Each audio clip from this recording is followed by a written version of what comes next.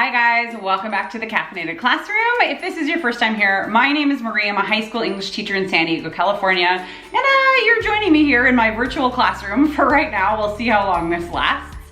Today though, I want to talk to you, especially you ELA teachers out there, about something that you need to stop doing. What do I want you to stop doing? I want you to stop giving reading quizzes. Not stop giving reading quizzes altogether, but stop giving reading quizzes that are multiple choice, fact recall, quote recognition, as a way to just check if students have read. I have some reasons why. I have what I want you to do instead, and I promise you'll go, oh, that makes a lot of sense. So, if you're ready for it, let's get started.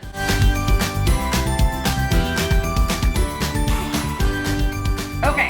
I know I'm sounding super judgy. I know I'm sounding super bossy when I say stop giving traditional reading quizzes that ask students to read and then recall what they have read. Here are my reasons why, okay? My first reason why, my first reason why is that they are punitive. They are punitive, and students who either didn't read all of it, or just didn't remember all the things that they read are being punished.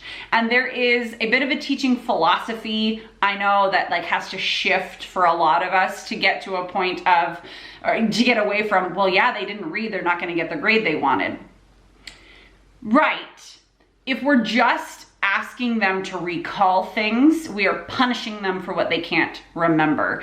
And truly, that is not a real test of learning. That's a test of memorizing. So beyond being punitive, the other reason why we need to stop giving those types of reading quizzes or exams and that sort of a thing when it comes to, especially ELA, right, to a novel or like a big reading unit, it's punitive.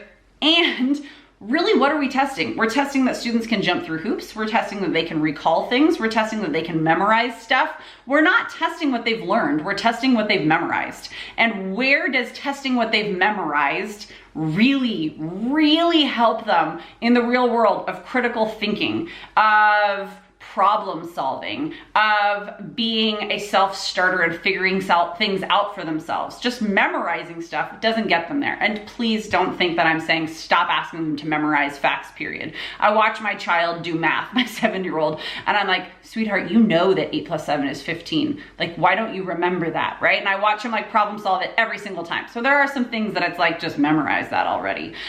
But when it comes to something like reading, especially a novel and that sort of a thing, when we're talking about an English classroom, why are we punishing? Why are we asking them just to jump through hoops and do directions correctly and memorize stuff? Let's think about testing their skills, right? If quizzes are generally formative assessments, they're things that we do along the way, why aren't we testing their skill development as we go? Why aren't we testing things that are more equitable, like how to do things, not the what that they're thinking about? That didn't really make sense. But rather than asking students to tell me the color of the thread on the hem of the character's dress, unless that thread color is the most symbolic thing in the whole entire novel or short story or whatever, why do we care? I don't need to be saying, gotcha, you didn't read, now you're not gonna get the points. I would rather say a question like, how might the symbolic color on so-and-so, I'm making this up, the hem of so-and-so's dress affect the decisions of blah blah blah if it shows that the kid, right? Let's get into a little bit deeper thinking, even on something as small as a reading check quiz. Testing skills, it is equitable. It is super hard to cheat. It is super hard to cheat when you're just showing what you know how to do, because it's open-ended. There are a lot of different ways to show how you understand something, so it makes it harder for kids to copy from one another. It's also a true measure of learning. To be able to just recall facts doesn't mean that students have learned anything. It means that they read the Spark Notes 2 seconds before your quiz started.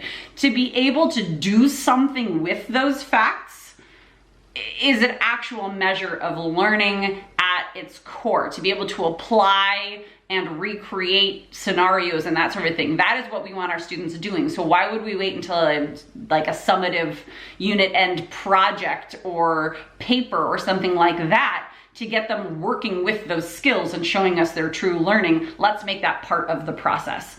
So I've been talking a lot about formative assessments, summative assessments, reading quizzes, judging, the difference between recognizing and like just not recognizing, but memorizing and just like spitting out rote memorization versus showing us critically what they can actually do and what they've actually learned. I've told you the reasons why. And now it's up to you. How does this work in your classroom? I have for you guys starting very, very soon, if you're watching this in real time, on November 27th and for a short time after, I have some free master classes from myself and my co-podcast host, Amanda. We are hosts of the Brave New Teaching podcast. We have put together a free master class. We would like to invite you to come and join us. It is called Down with the Reading Quiz, using formative assessments basically to transform your classroom and to transform the learning that is taking place there. And it's all the things that I'm talking about here, plus more. And we show you the specifics of how we do these things in our classrooms and how we have taken reading quizzes and these formative assessments to create true learning moments and to gauge what students are really getting out of things, to be able to use those assessments as a vehicle for bettering our curriculum. So check out the description box down below. Register for one of these free master classes. Like I said, they are coming up very soon at the end of November 2020. If you are watching this in the future, just head to the link and it'll take you to like a waiting list and give you some more information about that sort of a thing. So thank you so much for watching. I know this was a quick video. I just really wanted to get the gears turning in your head about how we can do things differently, and really like simplify and hone in on what's important. And memorizing stuff, especially in an English class, is not that important. Thinking critically and being able to do is way more important, at least in my humble opinion. Thank you guys so much for watching. I will see you next time. Bye.